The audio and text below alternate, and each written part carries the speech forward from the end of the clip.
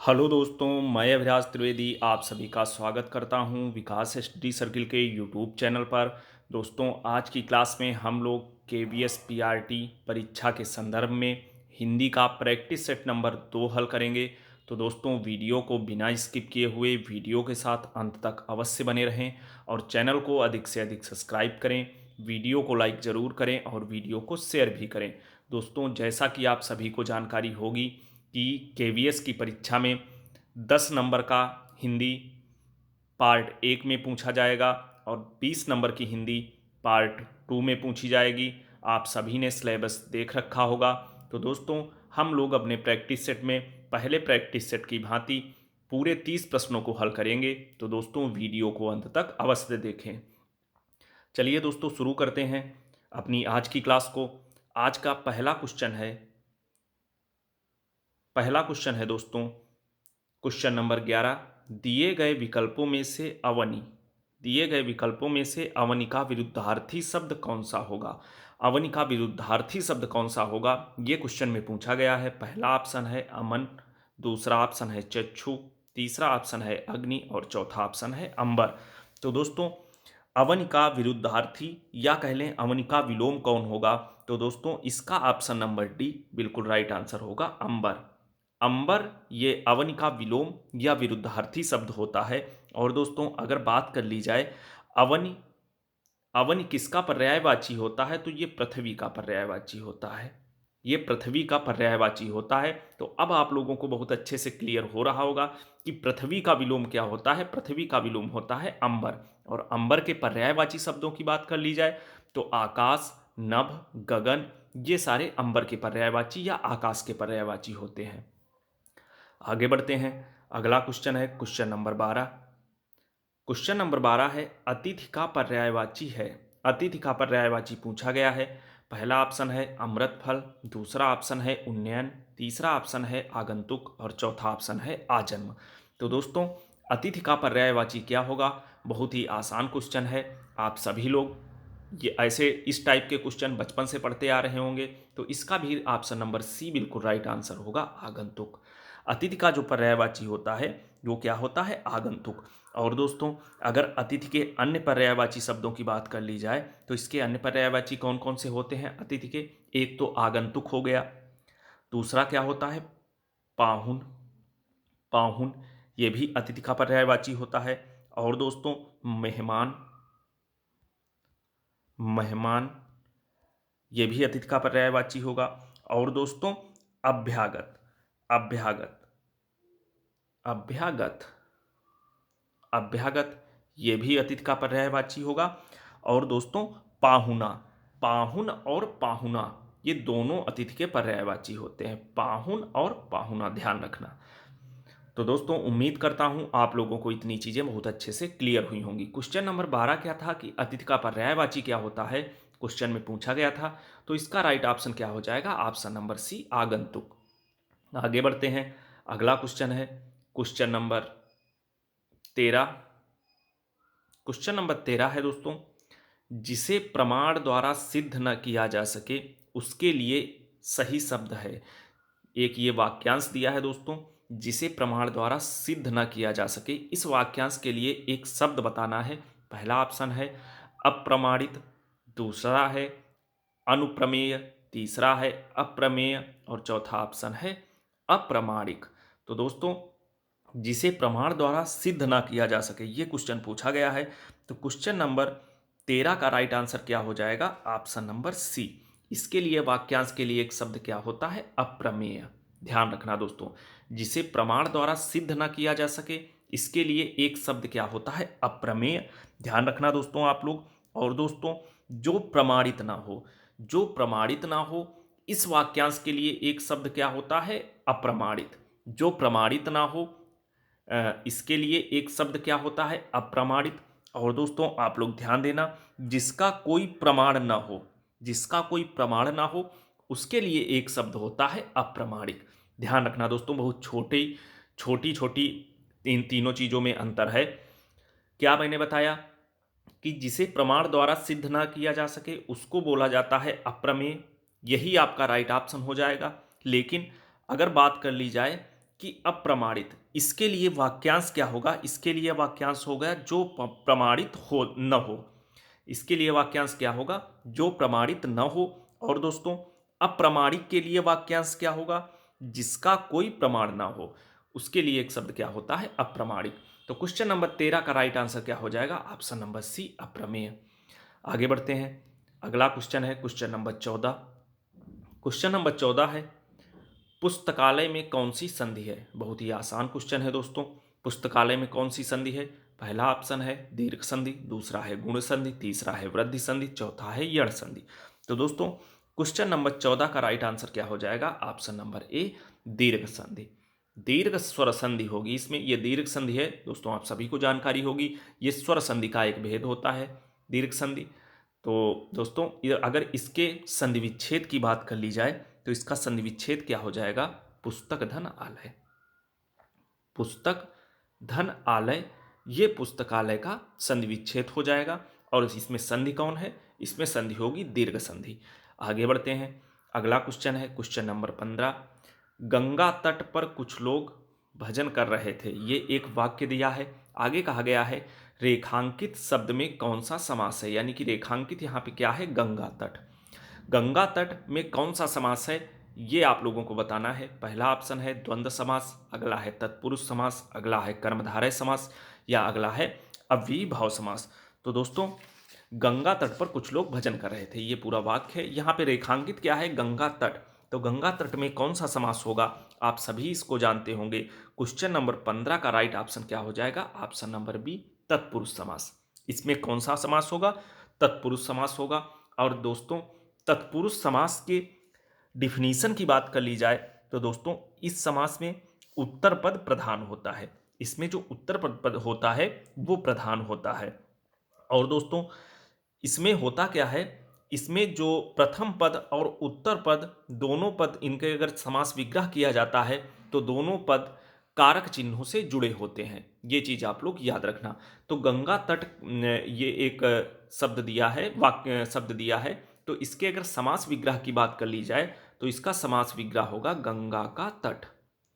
गंगा का तट। तो ये देखिए आपका बीच में ये क्या लगा है? कारक। ये बीच में कारक परसर्ग का यूज, कारक कह लें या परसर्ग का यूज हुआ है। तो दोस्तों तत्पुरुष समास पूरा का पूरा कारक चिन्हों या और विभक्तियों पर आधारित है, जैसा कि आप सभी को जानकारी होगी। तो इसका राइट आंसर क्या हो जाएगा? ऑप्शन नंबर बी, तत्पुरुष समास। और दोस्तों तत्पुरुष समास के अन्य एग्जाम्पल की अगर बात कर ली जाए तो आप लोग समझ लीजिए और अच्छे से आप लोगों को क्लियर होगा। जैसे राजकुमार, राजकुमार इसका विग्रह क्या होता है? राजा का कुमार। और दोस्तों समझेंगे जैसे देश रक्षा, इसका समास विग्रह क्या हो जाएगा? देश की रक्षा। आप लोग देख रहे होंगे कि का, की, ये सारे परसर्ग हैं आपके, ये इनसे सब जुड़ रहे हैं। जैसे एक एग्जाम्पल है दोस्तों लोकप्रिय, लोक में प्रिय, ये इसका विग्रह हो जाएगा। तो ये सारे एग्जाम्पल तत्पुरुष समास के हैं। तो क्वेश्चन नंबर 15 का राइट आंसर क्या हो जाएगा? Option number B. आगे बढ़ते हैं। अगला क्वेश्चन है क्वेश्चन नंबर 16। आजकल के बच्चे माता पिता की आंखों में धूल झोंकने में कुशल हैं, रेखांकित का अर्थ होता है। मतलब रेखांकित यहाँ पे क्या है? धूल झोंकने। इसका अर्थ पूछा गया है, क्या होगा? पहला ऑप्शन है धोखा देना, अगला है उपद्रव करना, अगला है मान न देना, या अगला है घमंड दिखाना। तो दोस्तों इस धूल झोंकना, इसका अर्थ क्या होगा? क्वेश्चन नंबर 16 का राइट आंसर क्या हो जाएगा? ऑप्शन नंबर ए, धोखा देना। धूल झोंकना इसका अर्थ क्या होता है? धोखा देना। आप सभी परिचित होंगे। ऑप्शन नंबर ए इस क्वेश्चन का बिल्कुल राइट आंसर हो जाएगा। आगे बढ़ते हैं। अगला क्वेश्चन है क्वेश्चन नंबर 17। इनमें से पुल्लिंग शब्द कौन सा है? पुल्लिंग शब्द का चयन करना है। पहला ऑप्शन है दया, अगला है निर्धनता, अगला है बुढ़ापा और अगला है दुर्घटना। तो कौन सा इसमें पुल्लिंग शब्द है? क्वेश्चन नंबर 17 में आप लोगों को बताना है। तो दोस्तों पहले तो आप ये समझिए कि ये सारे शब्द जो हैं, ये सारे शब्द ये भाववाचक संज्ञा के उदाहरण दिए हैं। जितने भी यहाँ चारों विकल्प दिए हैं ये भाववाचक संज्ञा के उदाहरण दिए हैं। और दोस्तों अगर यहाँ पे पूछा क्या गया है कि कौन सा पुल्लिंग है, आप लोग एक चीज समझिए दोस्तों, जिन भाववाचक संज्ञाओं के अंत में पा, आव, पन, कौन कौन से शब्द बता रहा हूं? पा, आव, अन, अन, वा और ना, वा और ना, अन नहीं, ये पन होगा। जिन भाववाचक संज्ञाओं के अंत में पा, आव, अन, वा और ना ये होते हैं, वे शब्द अधिकतर पुल्लिंग होते हैं, वे शब्द प्रायः पुल्लिंग होते हैं। ये चीज आप लोग याद रखना। यानी कि जिन भाववाचक संज्ञाओं के अंत में पा, आव, पन, वा और ना ये शब्द होते हैं वे पुल्लिंग होते हैं, और शेष सभी जो होते हैं वो स्त्रीलिंग होते हैं। तो आप देख लीजिए यहाँ ऑप्शन नंबर सी में बुढ़ापा लिखा है, तो इसके अंत में ये पा है, तो यानी कि ये वाला ऑप्शन नंबर सी बिल्कुल राइट हो जाएगा, ये पुल्लिंग है। बाकी ये जो अन्य तीनों ऑप्शन हैं, दया, निर्धनता और दुर्घटना, ये तीनों ऑप्शन स्त्रीलिंग के उदाहरण है। ये तीनों ऑप्शन स्त्रीलिंग है। बुढ़ापा ऑप्शन नंबर सी यहाँ पे पुल्लिंग होगा, और यही आपका इसमें राइट ऑप्शन हो जाएगा। आगे बढ़ते हैं, अगला क्वेश्चन है क्वेश्चन नंबर 18। माता पिता अपने बच्चों के लिए कड़ी मेहनत करते हैं, रेखांकित शब्द का क्या है? मतलब के लिए यहाँ पे पूछा गया है, के लिए को अंडरलाइन किया गया है और पूछा गया है कि ये क्या है। पहला ऑप्शन है विशेषण है, या अगला है परसर्ग है, या अगला है सर्वनाम है, या अगला है संज्ञा है। तो दोस्तों आप सभी जानते होंगे कि ये क्या है, ये एक परसर्ग है, यानी कि कारक चिन्ह है। तो इसका ऑप्शन नंबर बी बिल्कुल राइट आंसर हो जाएगा। आगे बढ़ते हैं, अगला क्वेश्चन है क्वेश्चन नंबर 19। आजकल अनुशासन के अभाव में विद्यार्थियों में उच्च श्रृंखला आती है, रेखांकित शब्द को शुद्ध कीजिए। उच्च श्रृंखला ये इस तरीके से दिया है, ये त्रुटिपूर्ण है, इसमें त्रुटि है दोस्तों, इसमें क्या है, इसमें त्रुटि है। इसको शुद्ध करने, इसका शुद्ध क्या होगा ये चीज आप लोगों को बतानी है। पहला ऑप्शन ये इस तरीके से उच्च श्रृंखला दिया है, अगला है उच्च श्रृंखला इस तरीके से श्रृंखलता, अगला है उच्छृंखलता, अगला है उच्छृंखला, ये इस तरीके से दिया है। तो कौन सा उच्च श्रृंखलता सही होगा ये चीज आप लोगों को बतानी है। तो क्वेश्चन नंबर 19 का राइट ऑप्शन क्या हो जाएगा दोस्तों? ऑप्शन नंबर सी, ये ऑप्शन नंबर सी, ये उच्च श्रृंखलता, ये इस तरीके से इसकी शुद्ध वर्तनी होगी। थोड़ा सा दोस्तों टफ है, आप लोग ध्यान देना। आधी चा और छा और उसके ऊपर बिंदी खाओ लाओ ता, ये इतने शब्द बनते हैं, ये इसकी शुद्ध वर्तनी है। बाकी वर्तनी की दृष्टि से ये तीनों गलत होंगे। आगे बढ़ते हैं, अगला क्वेश्चन है क्वेश्चन नंबर 20।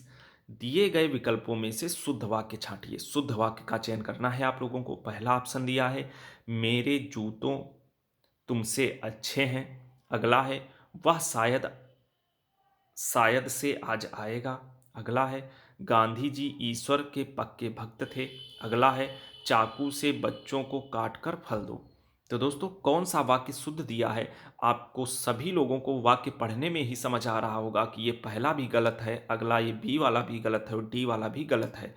ऑप्शन नंबर सी वाक्य की दृष्टि से ये बिल्कुल शुद्ध वाक्य लिखा है, गांधी जी ईश्वर के पक्के भक्त थे। बाकी ये तीनों ऑप्शन गलत हैं। तो क्वेश्चन नंबर 20 का राइट ऑप्शन क्या हो जाएगा? ऑप्शन नंबर सी।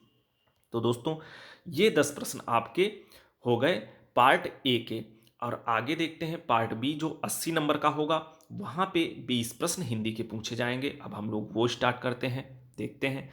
क्वेश्चन नंबर 121 है, हिमालय किस प्रकार की संज्ञा है? हिमालय किस प्रकार की संज्ञा है?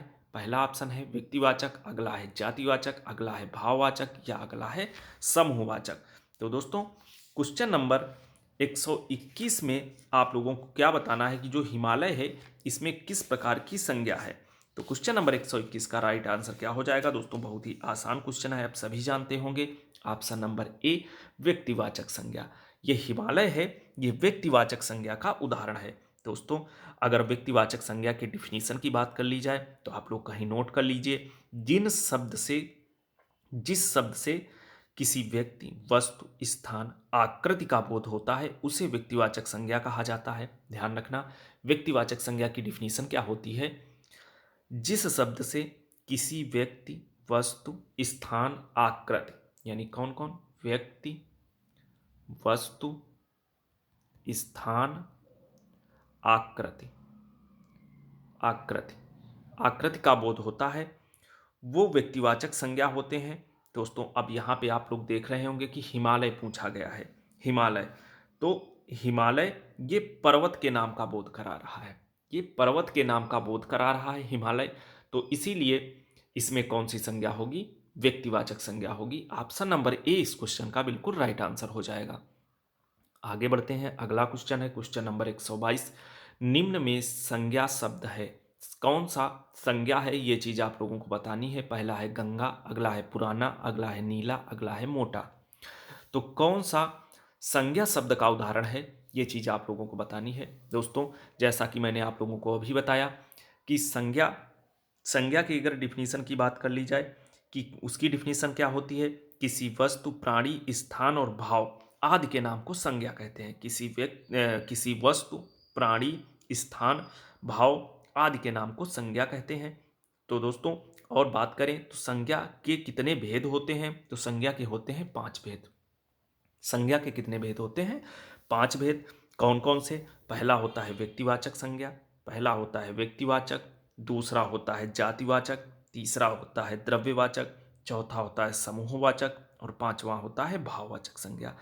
तो दोस्तों यहाँ पे पूछा गया है कि कौन सा संज्ञा शब्द है, तो ऑप्शन नंबर ए इस क्वेश्चन का बिल्कुल राइट आंसर होगा।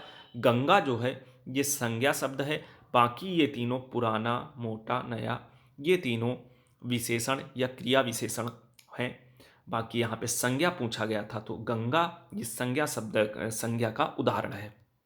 आगे बढ़ते हैं, अगला क्वेश्चन है क्वेश्चन नंबर 123।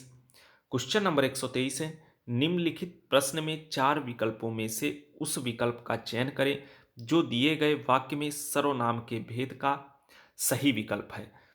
मतलब वाक्य क्या दिया है तो देखेंगे, जिसको हमने बुलाया था वह आया है, ये एक वाक्य दिया है और इसमें पूछा गया है कि कौन सा सर्वनाम है।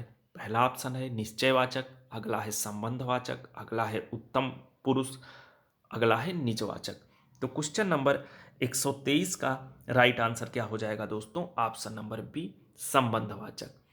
जिसको हमने बुलाया था वह आया है, यह संबंधवाचक सर्वनाम है। और दोस्तों संबंधवाचक सर्वनाम क्या होता है इसकी आप डिफिनीशन समझ लीजिए। जिस सर्वनाम में से वाक्य में किसी दूसरे सर्वनाम से संबंध स्थापित किया जाता है उसे संबंधवाचक सर्वनाम कहते हैं। मतलब क्या है कि जिस सर्वनाम से वाक्य में किसी दूसरे सर्वनाम से संबंध स्थापित किया जाता है उसे संबंधवाचक सर्वनाम कहते हैं। जैसे जो, सो, जिसने, जिसके। जो, सो, जिसने, जिसने, जिसके, जिसके, ये सारे संबंधवाचक सर्वनाम को प्रदर्शित करते हैं। तो यहाँ पे क्या था, जिसको, यहाँ पे था जिसको, यानी कि यहाँ से आप ऐसे इसी से पकड़ सकते हैं कि इसमें कौन सा सर्वनाम होगा, संबंधवाचक सर्वनाम होगा। ऑप्शन नंबर 20 क्वेश्चन का बिल्कुल राइट आंसर हो जाएगा। आगे बढ़ते हैं, अगला क्वेश्चन है क्वेश्चन नंबर 124। क्वेश्चन नंबर 124 है अनिश्चयवाचक सर्वनाम। ये अनिश्चय लिखा है दोस्तों, अनिश्चयवाचक सर्वनाम का अपादान कारक में बहुवचन रूप होगा। मतलब अनिश्चयवाचक सर्वनाम में अपादान कारक का बहुवचन रूप कौन सा होगा। पहला ऑप्शन है किसी से, अगला है किन से, अगला है किन्हीं से, अगला है किन से। तो दोस्तों अपादान कारक का बहुवचन रूप पूछा गया है, तो क्वेश्चन नंबर 124 का राइट आंसर हो जाएगा ऑप्शन नंबर सी किन्हीं से। बाकी ये दोस्तों अपादान कारक में बहुवचन रूप है अनिश्चयवाचक सर्वनाम का। और अगर बात कर लें किसी से, किन से, किन को, ये सारे जो हैं ये अपादान अनिश्चयवाचक सर्वनाम के अपादान कारक के एक वचन के रूप हैं। ध्यान रखना दोस्तों, मैंने क्या बताया कि क्वेश्चन क्या था कि अनिश्चयवाचक सर्वनाम में अपादान कारक के बहुवचन रूप, अपादान कारक का बहुवचन रूप पूछा गया था। तो अपादान कारक का बहुवचन रूप कौन सा हो जाएगा, ऑप्शन नंबर सी किन्हीं से, ये बिल्कुल राइट आंसर हो जाएगा। लेकिन अगर बात कर लें कि किसी से, किन से और किन को, ये कौन है, ये अनिश्चयवाचक सर्वनाम के अपादान कारक के एक वचन के रूप हैं, एक वचन के रूप हैं। ये चीज आप लोग ध्यान रखना। आगे बढ़ते हैं, अगला क्वेश्चन है क्वेश्चन नंबर 125। अर्चना अत्यंत सुंदर है, वाक्य में कौन सा शब्द विशेषण है। अर्चना अत्यंत सुंदर है, ये एक वाक्य दिया है, इसमें पूछा गया है कि कौन सा शब्द क्या है, विशेषण है। पहला ऑप्शन है अर्चना, अगला है अत्यंत, अगला है सुंदर, अगला है। तो क्वेश्चन नंबर 125 का राइट आंसर क्या हो जाएगा दोस्तों? ऑप्शन नंबर सी, सुंदर। ये विशेषण हो जाएगा। ये क्या हो जाएगा? विशेषण। और दोस्तों अगर विशेषण की डिफिनीशन की बात कर ली जाए तो विशेषण की डिफिनीशन क्या होती है? वे शब्द जो संज्ञा या सर्वनाम की विशेषता बताते हैं उन्हें विशेषण शब्द कहा जाता है। उन्हें विशेषण शब्द कहते हैं या विशेषण कहते हैं। और यहाँ पे क्या है दोस्तों? यहाँ पे सुंदर, सुंदर ये विशेषण होगा। यहाँ पे सुंदर जो है ये विशेषण होगा। और दोस्तों यहाँ पे जो ये अर्चना दिया है, यहाँ पे अर्चना ये संज्ञा होगा, संज्ञा होगा। और ये अत्यंत सुंदर है तो अत्यंत क्या हो जाएगा? ये विशेषण की भी विशेषता बतला रहा है, इसीलिए ये क्या हो जाएगा? प्राविशेषण। ये चीज भी आप लोग याद रखना। वे शब्द जो विशेषण की भी विशेषता बताते हैं उन्हें क्या बोला जाता है? उन्हें बोला जाता है प्राविशेषण। आप लोग दोस्तों ये चीज भी ध्यान रखना। आगे बढ़ते हैं, अगला क्वेश्चन है क्वेश्चन नंबर 126। अर्चना अत्यंत सुंदर है, यही वाक्य दिया है। रेखांकित पदों का भेद बताइए। यहाँ पे रेखांकित क्या है? अत्यंत। अत्यंत क्या है ये पूछा गया है। पहला ऑप्शन है विशेषण, अगला है प्राविशेषण, अगला है विशेष विशेषण, अगला है सविशेषण। जैसा कि मैंने अभी पिछले क्वेश्चन में दोस्तों बताया कि यहाँ पे विशेषण क्या है, इस वाक्य में यही वाक्य दिया था, विशेषण है सुंदर। और यहाँ पे अत्यंत ये विशेषण की भी विशेषता बतला रहा है, यानी कि अर्चना सुंदर नहीं, इस अर्चना अत्यंत सुंदर है। तो जो विशेषण की भी विशेषता बतलाएं उन शब्दों को क्या कहा जाता है? उन शब्दों को कहते हैं प्राविशेषण। तो ऑप्शन नंबर बी इस क्वेश्चन का बिल्कुल राइट आंसर हो जाएगा। आगे बढ़ते हैं, अगला क्वेश्चन है क्वेश्चन नंबर 127। स्वर ए का उच्चारण स्थान कौन होगा? पहला ऑप्शन है कंठोस्थ, अगला है दंतोष्ठ, अगला है कंठ तालव्य, अगला है ओष्ठ। तो दोस्तों ए और ए इसका उच्चारण स्थान क्या होगा ये चीज आप लोगों को बतानी है। क्वेश्चन नंबर 127 का राइट ऑप्शन क्या हो जाएगा? ऑप्शन नंबर सी, कंठ तालव्य। कंठ तालव्य इसका उच्चारण स्थान हो जाएगा। ए और ए का आप लोग दोस्तों याद रखना। और दोस्तों कंठ और ओष्ठ, कंठोष्ठ दो दिया है यहाँ पे, ये क्या इसके ये किन शब्दों के उच्चारण स्थान है? तो दोस्तों आप लोगों को मैंने पढ़ा रखा है उच्चारण स्थान सभी सूत्रों से के माध्यम से। तो इसका सूत्र क्या होता है? उदोतो कंठोस्थम।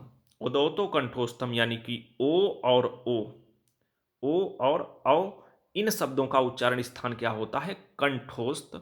और दंतोष्ठ की बात कर लें तो इसके लिए सूत्र क्या होता है दोस्तों? वकारा दंतोष्ठम, यानी कि वाह ध्वनि जो होती है इसका उच्चारण स्थान क्या, इसका वो क्या होता है, मतलब दंतोष्ठ। इसका उच्चारण स्थान क्या होता है? दंतोष्ठ। और ओष्ठ की बात कर ली जाए, ओष्ठ किन वर्णों का उच्चारण स्थान होता है? तो दोस्तों इसका एक सूत्र होता है उपोपध्वनीया नाम ओष्ठ, यानी कि उ, पा, फा, बा, भा और मा।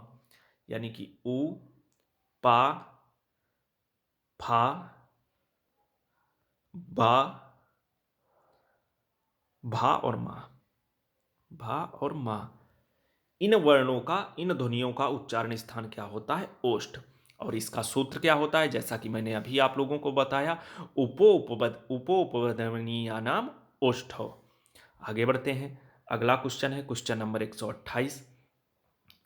आप चल सकते हैं, ये एक वाक्य दिया है। वाक्य में कौन सी वृत्ति है? वाक्य क्या दिया है? अब आप चल सकते हैं, वाक्य में कौन सी वृत्ति है पूछी गई है। पहला है सामर्थ्य सूचक, अगला है निश्चयार्थ, अगला है बाध्यता सूचक, अगला है इच्छार्थक। तो दोस्तों क्वेश्चन नंबर 128 का राइट ऑप्शन क्या हो जाएगा?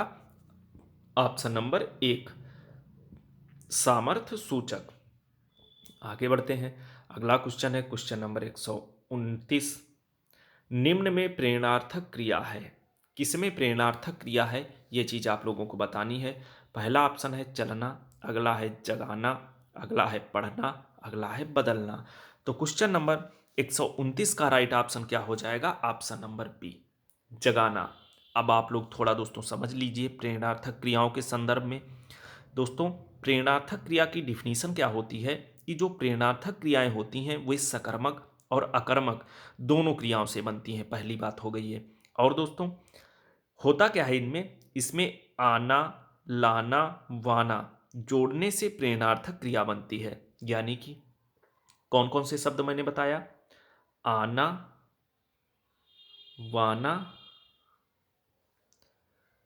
और लाना। लाना, इनको जोड़कर प्रेरणार्थक क्रियाएं बनाई जाती हैं। जैसे दोस्तों ये जगाना लिखा था, तो इसकी मूल धातु क्या हो जाएगी? जगना। जगना से जगाना हुआ। और दोस्तों उठना से, ये उठना मूल धातु हो गई, इससे प्रेरणार्थक क्रिया क्या बनेगी? उठाना या उठवाना। उठाना या उठवाना। उठवाना, ये प्रेरणार्थक क्रिया के उदाहरण है, न कि ये। ध्यान रखना दोस्तों। और दोस्तों जैसे मूल धातु हो गई खाना, ये खाना तो मूल धातु हो गई, लेकिन इससे प्रेरणार्थक क्रिया कौन कौन सी बनेगी? खिलाना या खिलवाना। खाना से कौन बनेगी? खिलाना या खिलवाना। खिलवाना, ये बन जाएगी खाना से। खाना मूल धातु हो जाएगी, प्रेरणार्थक क्रिया कौन सी हो जाएगी इसमें? खिलाना या खिलवाना। आगे बढ़ते हैं। अगला क्वेश्चन है क्वेश्चन नंबर 130। क्वेश्चन नंबर 130 है तामसिक।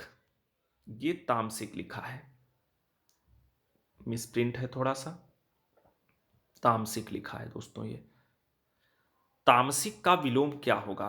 तामसिक का विलोम पूछा गया है। पहला ऑप्शन है सात्विक, अगला है अभय, अगला है तृण, और अगला ऑप्शन दिया है दोस्तों सामिस। सामिस, ये अगला ऑप्शन ये है, सामिस। अगला ऑप्शन क्या है? सामिस। तो तामसिक का विलोम क्या होता है दोस्तों? आप सभी परिचित होंगे। ऑप्शन नंबर ए इसका बिल्कुल राइट आंसर हो जाएगा, सात्विक। सात्विक ये तामसिक का विलोम शब्द होता है, आप लोग दोस्तों याद रखना। और अगर यहाँ पे ऑप्शन नंबर बी में देख रहे हैं अभय, अभय का विलोम क्या होता है? इसका विलोम होता है भयभीत। भयभीत, अभय का विलोम क्या होता है? भयभीत। और दोस्तों दृढ़ का विलोम क्या होता है? अदृढ़। अदृढ़। और सामिस का विलोम क्या होता है? निरामिष। निरामिष, ये सामिस का विलोम होता है, ध्यान रखना। तो क्वेश्चन क्या था? तामसिक का विलोम क्या होता है? तो तामसिक का विलोम होता है सात्विक। Option number A question number 130 का बिल्कुल राइट आंसर हो जाएगा। आगे बढ़ते हैं। अगला क्वेश्चन है, अगला क्वेश्चन है क्वेश्चन नंबर 131। 131 है दोस्तों अर्वाचीन का विलोम। अर्वाचीन का विलोम, यहां पे क्या लिखा है? उचित। उचित विलोम शब्द का चयन कीजिए। और ये क्या दिया है? ये है मिसप्रिंट है तो दोस्तों थोड़ा, ये है अर्वाचीन। अर्वाचीन का विलोम पूछा गया है। पहला है नवीन, ये नवीन लिखा है। पहला ऑप्शन है नवीन, अगला है प्राचीन, अगला है आदिकालीन, और अगला है पाषाण कालीन। तो दोस्तों अर्वाचीन का विलोम क्या होता है? आप सभी जानते होंगे। अर्वाचीन का विलोम होता है प्राचीन। ऑप्शन नंबर 20 क्वेश्चन का बिल्कुल राइट आंसर हो जाएगा। आगे बढ़ते हैं। अगला क्वेश्चन है, अगला क्वेश्चन है निम्नलिखित में से कौन सा शब्द स्त्रीलिंग है? कौन सा शब्द स्त्रीलिंग है? पहला ऑप्शन है जहाज, अगला है जलपान, अगला है जमीन, अगला है जुलूस। तो कौन सा शब्द स्त्रीलिंग है, ये चीज आप लोगों को बतानी है।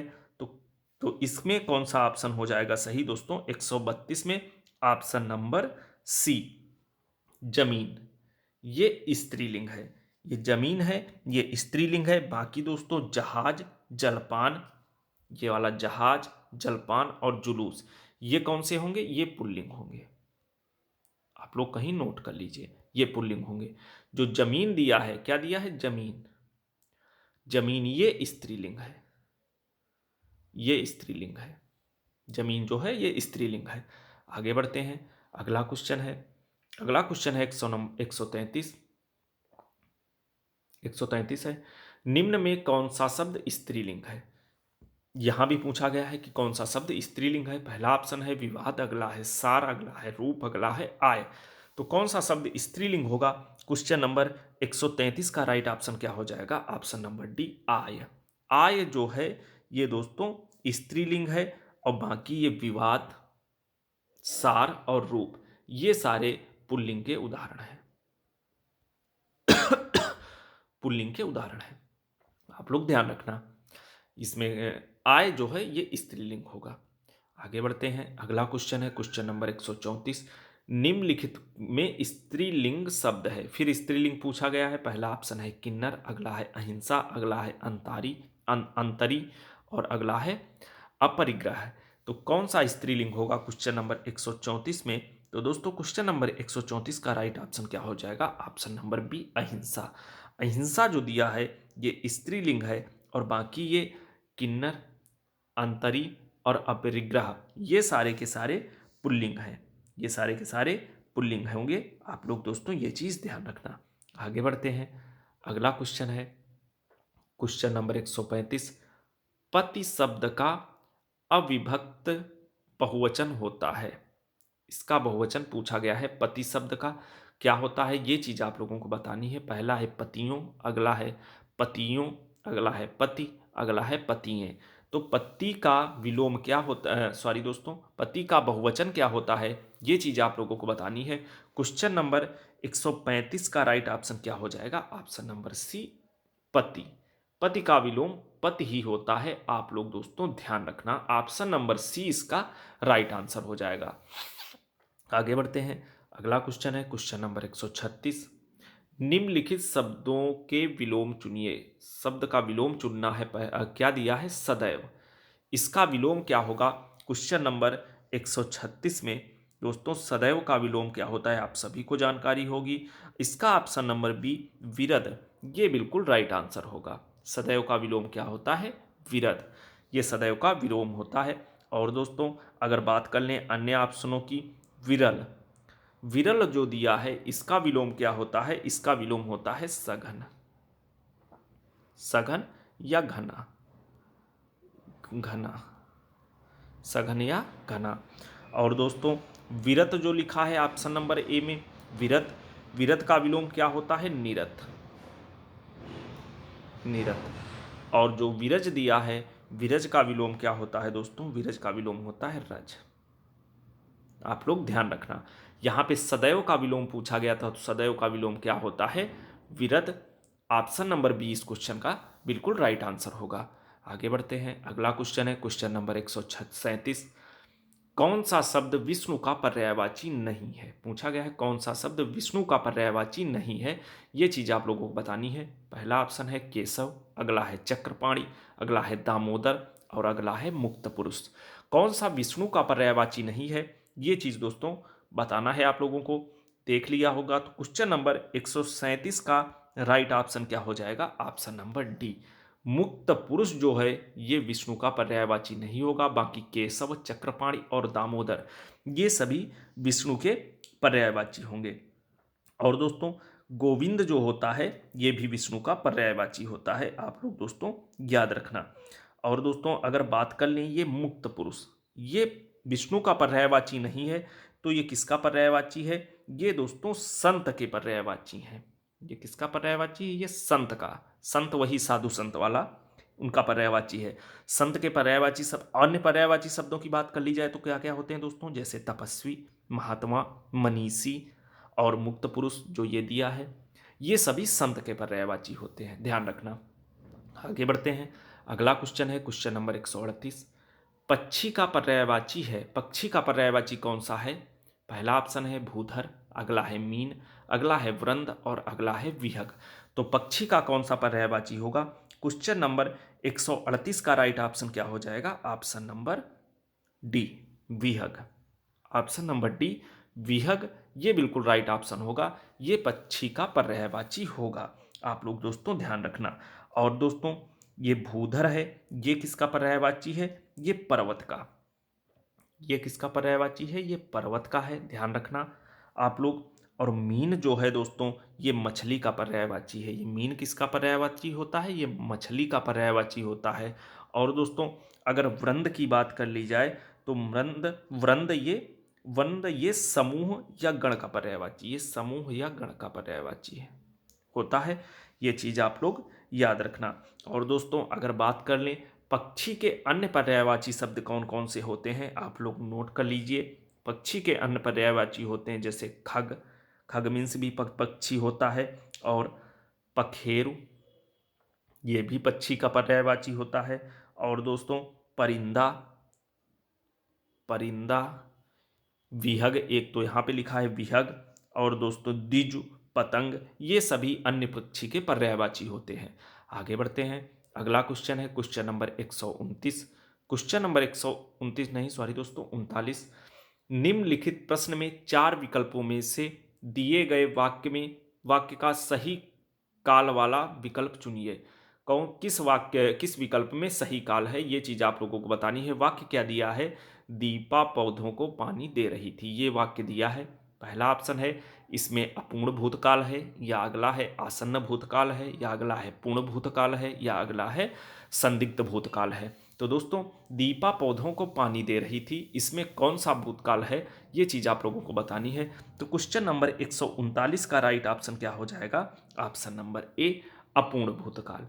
ये अपूर्ण भूतकाल का उदाहरण है, ये चीज दोस्तों आप लोग याद रखना। और दोस्तों अगर बात कर लें अपूर्ण भूतकाल के डिफिनीशन की, अपूर्ण भूतकाल के डिफिनीशन की अगर बात कर लें तो दोस्तों अपूर्ण भूतकाल के अंतर्गत क्रिया भूतकाल में तो होती है परंतु उसकी समाप्ति का बोध नहीं होता। अपूर्ण भूतकाल की डिफिनीशन क्या होती है, इसमें क्रिया तो भूतकाल में हो रही होती है लेकिन क्रिया की समाप्ति का बोध नहीं होता। जैसा कि आप लोग यहाँ पे देख रहे होंगे कि दीपा पौधों को पानी दे रही थी, दीपा पौधों को पानी दे रही थी, पानी कब दे रही थी ये कोई क्लियरिटी नहीं है, यानी कि क्रिया की समाप्ति का कुछ भी बोध नहीं है। ऐसे जो वाक्य होते हैं वो हमारे अपूर्ण भूतकाल के उदाहरण होते हैं। तो ध्यान रखना दोस्तों, ऑप्शन नंबर ए इस क्वेश्चन का बिल्कुल राइट आंसर हो जाएगा। आगे बढ़ते हैं। अगला क्वेश्चन है 140 और आज के प्रैक्टिस सेट नंबर 2 का हिंदी का अंतिम क्वेश्चन है दोस्तों। अश्व का पर्यायवाची नहीं है, अश्व का पर्यायवाची नहीं है बताना है आप लोगों को। पहला है तुरंग तरंग, अगला है घोटक, अगला है घोड़ा और अगला है। तो 140 का राइट ऑप्शन क्या हो जाएगा दोस्तों, ऑप्शन नंबर ए, तरंग। तरंग जो है ये अश्व का पर्यायवाची नहीं है, तरंग ये है दोस्तों अश्व का पर्यायवाची नहीं है। लेकिन ये अश्व का पर्यायवाची नहीं है तो किसका पर्यायवाची होता है, ये लहर का पर्यायवाची होता है, ध्यान रखना। बाकी घोटक है, घोड़ा, ये अश्व के पर्यायवाची हैं। और अश्व के अन्य पर्यायवाची शब्दों की बात कर ली जाए तो दोस्तों कौन कौन से होते हैं, जैसे तुरंग, ये भी अश्व का पर्यायवाची है। और दोस्तों वाणी, सैंधव, ये अश्व के अन्य पर्यायवाची होते हैं, आप लोग ध्यान रखना। तो दोस्तों ये था आज का प्रैक्टिस सेट। उम्मीद करता हूँ आप लोगों को वीडियो पसंद आया होगा। दोस्तों वीडियो को अधिक से अधिक लाइक कीजिए, चैनल को अधिक से अधिक जरूर सब्सक्राइब कीजिए। बहुत ही बढ़िया प्रश्नों की सीरीज हम लोग हर रोज लेकर आप लोगों के सामने आते हैं। तो दोस्तों ऐसे ही अपना प्यार बनाए रखिए। विकास स्टडी सर्किल परिवार आप सभी के उज्जवल भविष्य की कामना करता है। मिलते हैं अपनी अगली क्लास में एक अगले नए प्रैक्टिस सेट के साथ। तब तक के लिए जय हिंद।